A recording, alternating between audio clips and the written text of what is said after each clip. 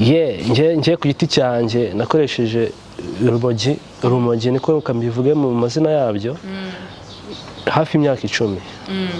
So urumva nari umuraperi gusa nyine nanjye nabigiyemo bitewe n'iyo crew y'abaji twumvaga nyine ko ituma turapa tukabona imirongo tukaba tumeze fresh. Ubundi se koko SPZ like itanga imirongo? No, that's not the reality.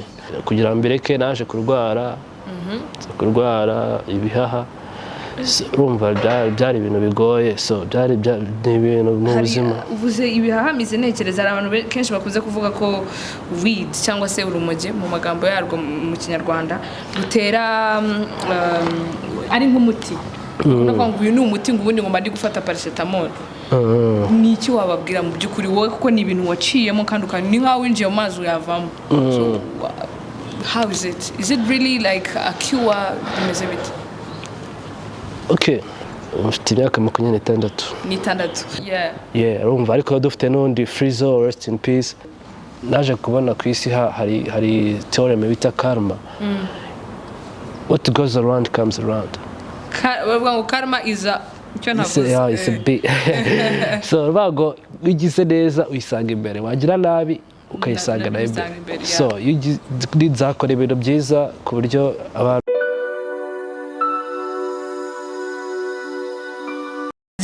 kuri mwese mukurikiye Legacy TV aha duherereye nkuko mubizi na hano heza cyane Legend Hotel Kacyiru ushaka ahantu wakwidagadurira hagane muri kumwe nanjye Albina Sydney be all in Albina Singato mukunda kumva iryo jambo ariko riyo rishaka kuvuga ko nimba uri mu gikorwa kibemo koko kandi nimba utanakirimo vaho ubwo ndi kubwira abantu mudukurikiranye mutangire mugaragaza urukundo mukana kuri like comment mu sharing ibiganiro kandi kuri notification button kugira ngo utagira ikigucika of course no kuri subscribe button kuko nukuva mu bwiza tujya mu bundi. Urabizi ko ndi umwe mu bakobwa bakunda hip hop Albina Sydney ni mugunda hip hop kana kuri like uyu munsi nabazaniye umwe mu bantu bari mu rugendo cyase mu ruhando rwa hip hop arabibwira mu mazina ye no mu cyubahiro cye.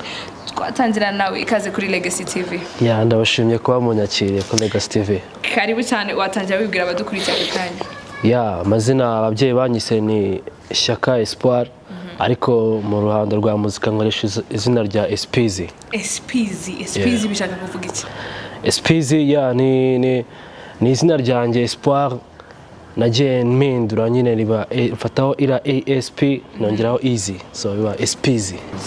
SPZ uravuze uti nariye Minerval.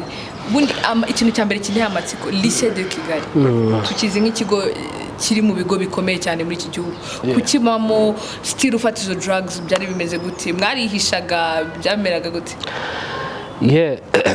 Yumva twagiraga iyo twitaga chill after school. Tuvuye school kabisa arumva twari dufite click nyine y'amaniga. Noneho twese umva lycée na ahantu hahurira abana b'abanyamugi. Ndabizi. Abana b'abanyamugi tuba turi kureba ingoma zitrendinga, tuba tureba ahantu sigeze, tuba tureba nyine movement. Tukavuga ati okay natwe let's do this, let's try this.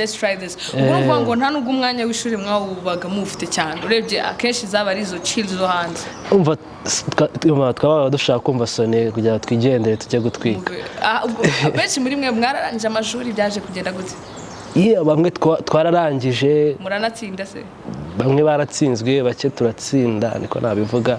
Bamwe bajya university abandi ntibajya abandi basigara nyuma muri university. Umva hari abantu bagiye bagira ingaruka bitewe no gukoresha drugs. Byakugendekeye gute ku giti cyawe? Njye navuga ko nagize amahirwe ko nanifite ababyeyi bankurikirana. Niyo natanaga barangaruraga nkabibona ko nakoze amakosa. Kandi ikindi ari umuhanga mu ishuri. Ari umuhanga nabashije kwiga nubwo bitari byoroshye. Ibihano ku ishuri ukagenda uri high. Agenda ndi high. Urumva nyine ntago haburaga amadega kwa. Amadega nkayahe wibuka uvuga uti aha ngaha lise naranabemeje n'undi munsi. Amadega amadega yarahari twajyaga hari bot twitaga gucigeturi. Tugacuga tukareba hano prefari tugahita dusimbuka ikigo twigendera. ahubwo si ubwo mu kigo ubundi vibe yo mu kigo kuko abanyeshuri baba baziranye cyane ntabwo bagenzi banyu babonaga ibintu murimo ngo banabarege byandi bavuga ngo ni ukuraburiza cyangwa iki?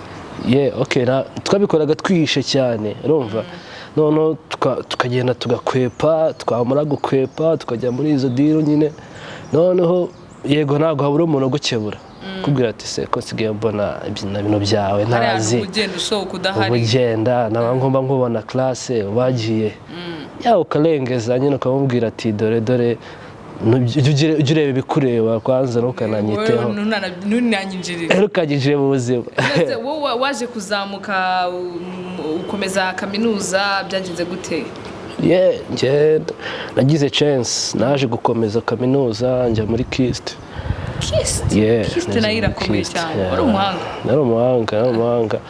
nari umuhanga nza kujya KIST nyine nza kugira Imana arangiza, ariko nagiye mbura inshuti nyinshi bitewe no gukoresha izo drug zari zinafitiye akamaro. Kuko byaguhinduraga gute? Kuko bira ni ibintu iyo ubifashe kuko baravuga ngo biyobya ubwenge. Wowe hari abarwana, hari abo tuzi baskiping ibintu byo wari ugomba gukora ntubikore, wabaga uri mu batuzamo se gato cyangwa uri gusamara urwana ugira uti ni gute wataye izo nshuti? Byagenze gute? Ngewe nabaga ntuje urumva, izo nshuti kuzita ni kwa kundi ntabwo ubu bita Babylon. Ubu bita Babylon? Ubona ari Babylon kubera iki? urumva waragira ari abantu gira tubaki mutari nyine mutari kumwe muri gahunda muri mood, ntabwo ba muri mood zimwe. Mood ntabwo ziba zihuye, ubona nyine bari kukubihiriza urumva, kandi ari bo bantu nyamara banagufashije neza, so nyine ukabakatira ikintu ukajya nyine muri ya maji yawe nyine mwe muhuza. abo se bahari nk'akamaro banakumariraga mu by'ukuri tutabeshye kuko se banga aho ugeze aha uko biri kose haciyemo igihe, hari icyo uvuga uti nibura wenda nyuma y'uko twanabaga turi no gufata ibyo bintu twafataga byacu hari n'icyo bamfashaga, hari ikintu bagufashije mu by'ukuri? Njye ku giti cyanjye navuga ko nta kintu bamfashije, ahubwo wenda navuga ko ibintu byinshi byagiye binsubira inyuma, usibye ko ntabwo navuga ko abantu bose babifata ari abantu barangiye. Hari abantu babifata kandi bafite umutima mwiza, abantu bafite n'icyo bagufasha. Gusa biterwa buri wese, biterwa na story ye aho byamugejeje, sibyo? Njye ku giti cyanjye kugira ngo mbireke naje kurwara ibihaha, urumva byari ibintu bigoye, so byari ibintu mu buzima. Uvuze ibihaha mize ntekereza hari abantu kenshi bakunze kuvuga ko weed cyangwa se urumogi mu magambo yarwo mu Kinyarwanda rutera ari nk'umuti. Unavuga ngo uyu ni umuti ngo ubundi ngo mba ndi gufata paracetamol. Ni iki wababwira mu by'ukuri wowe kuko ni ibintu waciyemo kandi ni nkaho winjiye mu mazi uyavamo? So how is it? Is it really like a cure? Bimeze bite? Okay, kuri njyewe ikintu nzi weed ituma abantu bumva bari free, bari free nyine, just you feel free, feel like chill misi yawe nta ikintu ushaka ikibazo ushaka kwiteza n'yandirimbo y'abasani nyine. hari abantu kuri njyewe kuri experience nabonye, hari abantu iteza ibibazo ariko ntibanabimenye okay, bakaba bumva barimo neza, ariko nyamara hari ikintu batakaje gikomeye cyane cyane, havuga nko gutakaza icyizere mu bantu, kutita ku bintu, mbese ibintu byose ukumva ko nta n'ibirenze, ibintu byose ukumva ari easy, no dreaming big ngo urebe ibiri kure, urebe future yawe, just ukaba ureba ejo bundi, ejo nzajya kwa muji twikore, ejo nzubundi nyine mind yawe ikaguma aho ngaho ntirebe kure. Urabivuze ngo mind yawe ikaguma aho ntirebe kure, ko biri kose uri umusore ukiri muto, navuga atari muto cyane atari na muto cyane, niba atari banga ufite imyaka ingana, niba atari banga ufite imyaka 26. Hanyuma waba waragize nk'ibintu bya copinage uko biri kose, wize muri mixed, ikigo cyari mixed, KIST nayo ni mixed, wowe hari relationship wigeze ugira ngo ibe hagarika uko iteye bitewe n'ibyo bintu? Kuko biri kose urumva baguri chill, nta n'ikibazo wagomba kwiteza none ubwo bimeze shirabibuze bitanibuka. Hari ababebe bangatiye kubera gukoresha zirabora byari byagenze gute? twaraje noneho sister sinzi niba wenda yari asanzwe yumva smell yayo kandi dufitanye nyine date tugomba guhura then turahura nyamara kumuvugisha amagambo ya mbere ngo stop ibyo ni ibiki wafashe namubwira ati wapi ntacyo nafashe iki n'iki ariko nyine abimbwiye nanjye nangira kugira urwikekwe nangira kwikeka atamubwira ati yes we take that thing namubwira ati no it's not ariko nyine ngomeza kumubeshya ariko nawe yabyumvishe ko ari ibyo definitely so twafashe kunywa turakanywa then after I called her and she never replied yahise agufata avuga ati wapi it's a shock it's a big shock so nyuma yo kurwara nyuma y'ibyo byose by'ishuri ryabaga rigoranye ugize gutya ufashe umwanya uravuga uti ngewe I'm off this ibyo bintu ni ibintu wafashijwe no kuba wumva warwaye uvuga uti ndanapfa ahubwo nindeba nabi cyangwa se abantu bankuye amaboko cyangwa ni ibintu wowe ubwawe wavuga uti ndabikeneye mu buzima? icyo navugaho kimwe navuga ko weed addiction nayo ubwayo ni indwara kuba imbata yo gukoresha urumogi cyangwa ikindi kiyobyabwenge icyo ari cyo cyose ubwabyo ni indwara ariko abantu babikoresha ntabwo baba babizi baba babona udusinye ariko impamvu mvuga ni indwara ntabwo ari ikintu wareka overnight ntabwo ubyuka ngo ndabiretse ntabwo bishoboka ni process so nanjye nyine naje guhana n'ibyo bibazo ntabwo navuga ko bitewe no kurwara byatumye mbireka navuga ko nari mbimaze igihe mbitekereza brainstorminga mbitekerezaho cyane mbishaka ariko thank God naje kubikora ndabigerageza nawe ubu ngubu mfite respect y'abantu bose I'm back I'm doing my music my family we have a good relationship barishimye mu rugo barishimye hanyuma kuri icyo gihe cyose uko biri kose SPZ uri mu bantu uyu uri muri hip hop uri no mu bintu bituma ugaragara cyane imbere y'amaso y'abantu n'ibiki byose ntabwo mwigeze mugira ikibazo ngo baba babafunga kuko biri kose si binemewe no mu gihugu cyacu ntabwo mwigeze mura n'ibyo bintu ngo babaraze muri gereza cyangwa se babahane mu buryo bukabije? ngiye ku giti cyanjye ntabwo bigeze bamfunga ariko twagiraga amakesi inkeragutabara zikatwinjirira wacitse ikiziriko zagiye gicike bari ikadokora kesi karagiriraho ariko ntabwo nigeze ngera ku kagari cyangwa ku murenge nibyo bintu nshima Imana kabisa. Hanyuma wakunze kuvuga ngo Imana cyane uri umukristo? Urasenga kabisa no ku cyumweru ugerayo? Ndi umukristo cyane kuko Imana yankuye kure n'ubu ngubu kuba ndahano kuberayo. Hanyuma hari abantu benshi badukurikiye cyane cyane urubyiruko nyamara ibi bintu ni ibintu bigaragara cyane mu buryo bukabije navuga muri iki gihe tunarimo ko yana corona ama depression abantu kumva bashaka kuba bari kubikoresha bagira bate wababwira iki ko hari abantu usanga akubwira ati nge ntayifashe ntago naryama kubera ibibazo iwacu nkura nabyo nge ntayifashe si nakora iki kubera ukuntu yumva wowe niki wababwira nk'umuntu you have a story it's ni ikintu waciyemo uzi nawe uko kimeze you have the feeling nicyo wababwira abantu?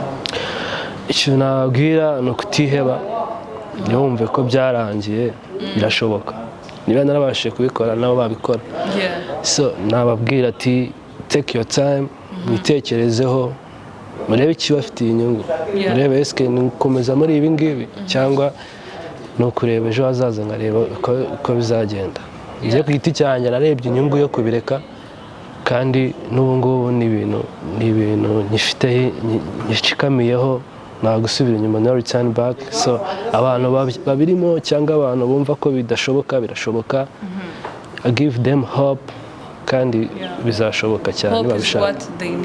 Hope is all they need. After the 10 years haciyemo igihe kingana gute wumva uri clean like is it like 3 months 10 months I don't know? It's been a whole year. A whole year? Yeah. Yo, a whole year. Yeah. Beautiful. 365 days. Yeah. 65 days. Yeah. Beautiful. So ubu ngubu uri umuntu umeze ute SPZ? Muri icyo gihe ho harimo kurwara, harimo gushwana n'abantu, harimo ibibazo, abo mu mwatanye, ishuri ryagoranye. Who are you now? Yeah, now ku giti cyanjye ndi umuntu avuga ko ndimo ndiyubaka muri iyo 10 years hari ibintu byinshi nahombye urumva kugarura icyizere biratinda biratinda ariko ubundi kwiyubaka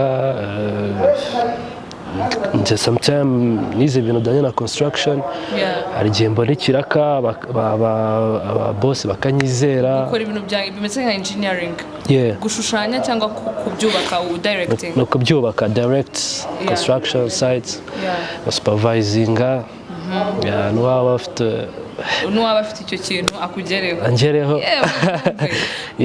ugomba no kubaho ni nka uri umwinjiniya nakuri n'umwinjiniya ko warabyize koko narabyize so navuga ko icyizere cy'abantu cyo cy'ingenzi cyaragarutse nanjye bwanjye ubuzima bwanjye bumeze neza muzike mfite project ihamye mfite n'ukuntu nzayikora kandi mbere nabaga nyine ni mu mandazi mu kigare gutyo ariko now I'm okay and I'm healthy. That's what I can say. So in music now, you're writing, uracyandika izo ndirimbo cyangwa none nawe wasohoye yawe sinzi bimeze ubwo nasohoye indirimbo yitwa Absent Dad. Ni indirimbo y'umushiti wanjye yambwiye twari turimo turaganira ambwira story y'ukuntu yakuze atabona papa we ukuntu ubuzima bwamugoye twari turi kubiganira gutya ariko nk'umuhanditsi njye nabikuyemo content urandika story amazing nanditsemo story mvuga Absent Dad mvuga ubuzima bw'umuntu umukobwa cyangwa umuhungu kuri atabona papa we ubuzima bugoye acamo ni ibintu ni indirimbo iri emotional kandi inspirational abantu bayishaka bakayumva ubu ni ukuyibona kuzihe platforms kuri Instagram nkoresha SPZ Rhymes kuri Facebook ni SP ESPY bakajya no kuri YouTube iri kuri channel yitwa MD Rwanda TV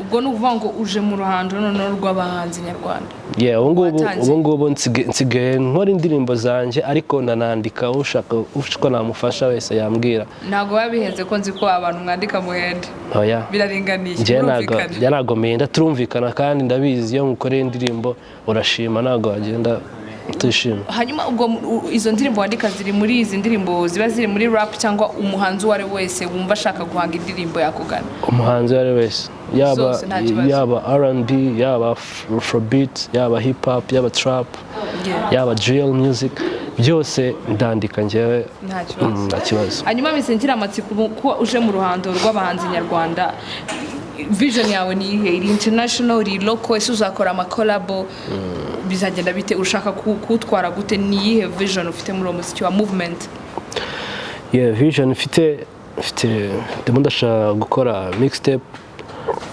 ubu ngubu maze gukora indirimbo 3 ubu ngubu video ya mbere nayisohoye ndimo ndashaka gukora iyo mixtape kandi yose zaba zifite ama video ikindi ntabwo mvuga ngo ndi local ndashaka gukora ibintu biri international kubera ko nkoresha indimi 3 igifaransa ikinyarwanda n'icyongereza hose nshobora guhanga bikagera kure so navuga ko I'm up for everything kandi washobora wumva yamfasha wese ditari gukorana nawe n'amakolabo yo up that cyane ubu ninde ubona ari kubikora bigakoreka mu Rwanda uvuga uti fresh kabisa muri izi njyana zose za muzika ubwo navuga muzika muri rusange ndebe kuri nuza yanjye much respect to Riderman much respect to Bushari ari mu bantu n'abanyespirano n'umuhanga hari na Betray nawe n'umuhanga kandi n'abantu turi close so ndumva nimbageze igitekerezo batazangora cyane nta bakobwa ubona reka abakobwa uriko narizwa abakobwa se nta nayare nta kibazo urimo nawe abakobwa kereka Knowless se ntabwo muheruka ariko nawe arabikora azi kuririmba kameme hanyuma in general who is your role model muri ibi bintu byose ukora ibyo byose ucamo who is your role model ninde urebera ko uvuga uti uyu muntu niwe ndebera mu buzima bwanjye urumogi wanjye urumogi wanjye navuga she is my sister. Why? My sister niwe muntu wanyumvishe abasha kumenya story yanjye, abasha no kumfasha kuyicamo. Niwe muntu kabisa w'icyitegererezo n'ubu ngubu. Ntiyagutereranye? Ntabwo yantereranye. No muri projet zanjye zose aranshigikira. So navuga ko ari umuntu kabisa yewe mbona nk'icyitegererezo kandi ndamushimira ibyo yankoreye byose. Yeah, definitely. Tugana ku musozo Espizi. What is your motivation in life? Hari abantu bavuga akavuga bati njye ndahaguruka kuko nshaka kubona amafaranga wenda. Money is all. Niwe kote yawe ubuzima. What inspires you on a daily basis? Motivation yanjye ngiye mbona ari kubana neza n'abantu, kubana neza nk'abantu, nkakora ibintu byanjye mu gihe cyanjye, nkabikora neza, kubera ko naje kubona ku isi hari theorem bita karma. What goes around comes around. Karma is a so bago ugize neza uyisanga imbere, wagira nabi ukayisanga nayo imbere. So nizakora ibintu byiza ku buryo abantu bose bazaba naravuye ku isi bizagira abantu akaboraho kandi nanjye bikazafasha igihe kizaza. Hip hop wayigiyemo urangije amashuri cyangwa n'ubundi mu kwishuri warayikoraga? Hip hop nayigiyemo nkiri ku ishuri kuri lycée de Kigali, niho twazamukiye. Icyo gihe nari ndi mu itsinda bitaga Skank Nation, yari family. Ariko abantu bagiye bamenyamo abantu bake, ariko Skank Nation yari family y'abanyeshuri twiganaga witaga Prime, White Monkey. Twari dufite studio yadufashaga bitaga Super System, nayo yabaga mu Rugunga. Niyo waduzamuraga, ariko malheureusement asa kwitaba Imana, so bituma dusubira inyuma ho gato. Skank Nation nimba nibuka neza abantu benshi babizi, harimo abantu mukoresha indimi z'amahanga, Icyongereza cyane, ndumva n'igifaransa cyari kirimo. Tunarebe kuri Prime mukoresha Icyongereza cyiza cyane. Ndibaza mwihuje kuko mwari abanyeshuri biganaga cyangwa ni vibe ya hip hop nyine? Yari vibe. Ubundi Skank yavugaga still kings and not kidding. Ubwo nuvuga ngo muri abami kandi ntabwo mukina? Ntabwo tukina imikino y'abana. Tuzi ibyo dukora. So urumva twahuje hamwe turi muri lycée, twari benshi. Shout out to Big Bro Paxson, ari mu bantu batufashije kuva kera cyane kuzamuka. Urumva ariko dufite n'undi Frizo, rest in peace, niwe wadufashaga dukora indirimbo for free. So tuzamuka gutyo nuko byatangiye. Bamwe bagenda baburana school zirangiye. So mwari nk'abantu bagize babangana hagutse? Kare abantu benshi twagera nko muri 10 bari family, it was a family. Mwese mukora gahunda y'umuziki wa hip hop? Twakoraga bamwe bakoraga ibintu byo gushushanya, abandi barapa. Abantu bari bazwi cyane ni Prime, White Monkey na Femme. So urumva twese twari dufite family, ariko nanjye narakoraga, twakoraga amashow. So urumva nuko twari like family y'abantu benshi bafite ideas. Ubu ngubu nuvuga ngo mwese mwaratatanye nta n'umukiri kumwe n'undi? Ntabwo tugipfa guhura nyine, buri wese ari muze nyine, life change. Hanyuma kuri hip hop tuyigarutseho, usanga hip hop imeze nk'intambara. Harimo n'abantu bagirana amabifu, ugasanga baricanye cyangwa se ibintu byinshi cyane. Hagiye hagaragara ko n'ababyeyi benshi bakunda kubuza abana babo kujya muri hip hop. We bimeze gute mu rugo? Barakureka kuyikora kugeza n'ubu bimeze bite? Ntabwo ababyeyi bumva ko hip hop ari injyana umuntu ashobora gukorana impano yayo. Baracyumva ko ari nyine yari yanjyana y'ibirara, abantu bakoresha ibiyobyabwenge, abantu nyine badafite future. Gusa ntabwo ariko biri. Hari ingero nyinshi dufite z'abahanzi bo mu Rwanda hip hop yagiye izamura bakaba bageze kure. So n'ababyeyi baracyafite iyo myumvire ko ari injyana itari iyo abajene bafite future kwa. Wowe mu rugo ho nta kibazo barakureka? Ye mu rugo rwanjye nanjye ntago babyumvaga. Ndakeka ari mu bintu byanzitiye cyane mu kuzamuka kwanjye. ntabwo bigeze babinshyigikiramo gusa burya iyo ufite impano iragenda ikakurya byatari kumva ntabwo ukajya uyikorera ahantu kwaje ukagenda ukataha amajoro ntabwo wabishaka urumva njya nakuriye muri family y'abantu basenga so urumva it was challenging somehow gusa ariko mu bavandimwe twabaga turi kumwe arambwiraga ati yo bro you got a talent ikibazo ni iki ariko nkanumva ariko ngaceceka ariko it was big challenge ku babyeyi cyane definitely hanyuma mizingira amatsiko uravuze uti drugs n'ibindi nk'ibyo ngizo kuri kandi n'abantu barabizi abenshi how is the game of hip hop abantu badafata kuko iriya mirongo mukora ntabwo ari mirongo umuntu yatandikira hano ariko ni mirongo isaba kumedita nduzi ko gufata umwanya ukayinjiramo neza ukamenya ibyo ukora wowe waciye mu nzira gute y'urwo ruhando rwa hip hop ngiye ku giti cyanjye nakoresheje urumogi niko kambivuge mu mazina yabyo hafi imyaka 10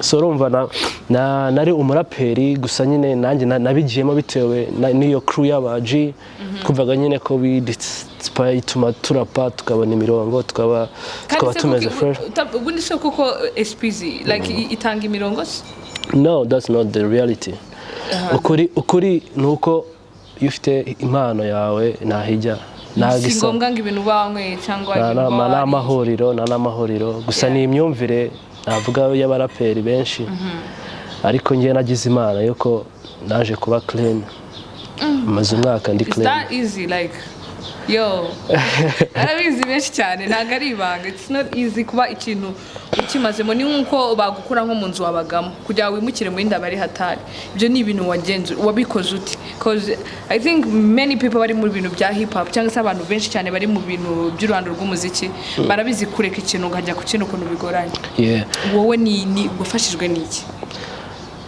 nje ku giti cyanjye navuga ko atari ibintu byari byoroshye ntabwo ibintu byari byoroshye ariko byasabye ko nanjye mfata decision ku giti cyanjye ko nabonaga hari ahantu ndi kujya hatari heza urugero ni nk'iki wakoze kibi cyane ukavuga uti zina staff rero wapi cyakubayeho ikintu nzi cyambayeho wamuye minervale ndayirya ako ka arayibaye jya kusepera n'abariga turatwika nyine numvaga ari byo bintu byihutirwa cyane ariko nyuma naje gutakaza icyizere haba muri family yaba mu bantu nza gufata decision nk'umuntu ku giti cyanjye so ntabwo byari byoroshye gusa narabirwaniye now I'm clean. Now you're good.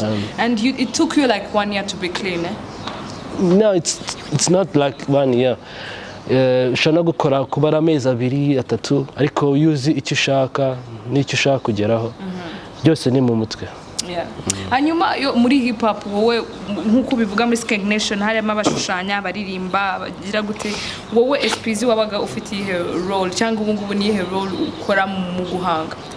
Mu guhanga ndi mu professional songwriter nkaba no mu artist ndarapa nkanaririmba ukanaririmba bisanzwe urahogoza ntago mpogoza kuririmba aragogoza benshi niko tubizi niko abantu benshi babizi gusa nje mfite amahirwe yuko nshobora guhimba melody nkaba nayikoresha mu ijwi ryanjye nkaba nanarapa nkaba nanandikira abahanzi nkanaba directing mu buryo baririmbamo ubwo so far ubimazemo igihe nabyo byo kwandika indirimbo nabitangiye kuva kera nagiye nandikira n'abahanzi benshi nuko batabashaka umuntu avuga amazina yabo ndabizi ni behind the scene ariko ni bamwe mu bazwi cyangwa se mu bo ufitiye uruhushya rwo kuba mu bazwi navugamo nka Riderman hari indirimbo yitwa Abasore yakoze nayigizemo uruhare hari baby bita Cassandra naramufashije Cassandra baby hari umuhanzi witwa Puff G naramufashije That's something good. And by the way, hari ikintu abantu benshi cyane bakunda kubona ugasanga navuga ni nko kurira mu mitsi. Ugasanga umuntu ariye hit afashe hit nta nubwo guhaye icyo bita shout out. Cyangwa se avuga ati umuntu burya yarabiri inyuma ubiri inyuma n'uyu. Ibyo bintu nk'aba songwriters ntibibabangamira cyangwa nimwe mu mwabihisemo ko bigenda uko.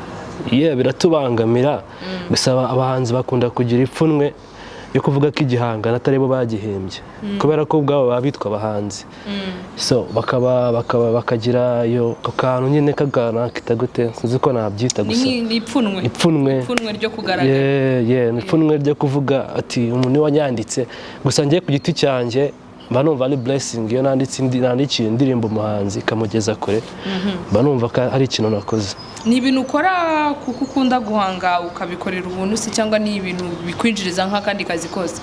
Ni akazi nk'akandi iyo umuhanzi yumva afite idea arayima nkayimudevelopera tukavugana tukajya mu gikari tugapanga nkazana mula of course definitely especially dusoza nicyo wabwira abantu bumvaga mu mutima wabwira as a suggestion as a message cyari cyo cyose wumva wabwira kandi neza message navuga hari umugani waca mu Kinyarwanda ngo kugera kure siko gupfa kandi never give up in what you do whatever the challenges zizaza ntago ubuzima bworoshye ariko if you keep pushing and you never give up God will make a way.